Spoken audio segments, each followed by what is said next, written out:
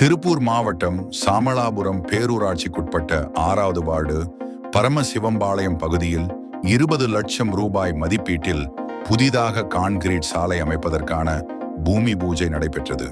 இந்த பூமி பூஜை நிகழ்ச்சியானது சாமளாபுரம் பேரூராட்சி மன்ற தலைவர் விநாயகா பழனிசாமி தலைமையில் நடைபெற்றது.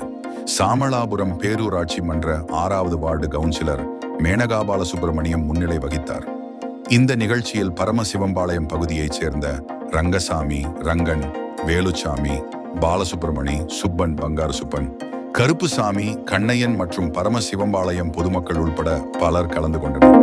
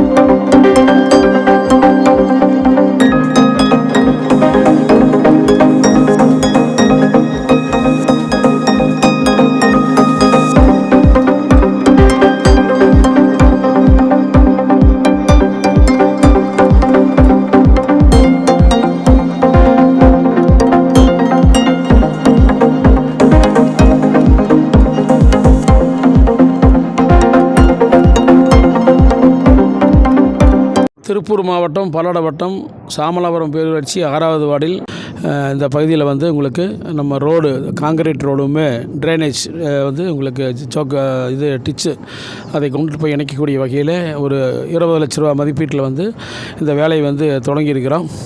இது பார்த்தீங்கன்னு சொன்னீங்கன்னா எங்களுடைய மாண்புமிகு தமிழக முதலமைச்சர் அவர்கள் வறுமைக்கோட்டுக்கு கீழே வசிக்கக்கூடிய மக்கள் பகுதிகளை சென்று அவங்களிடத்தில் இருக்கக்கூடிய குறைகளை கேட்டு நீட்டாக அவங்களுக்கெல்லாம் எல்லா வேலையும் செஞ்சு கொடுக்கணுங்க தான் சொல்லியிருக்காங்க. அந்த அடிப்படையில் தான் இந்த வேலையை துவங்கியிருக்கிறோம்.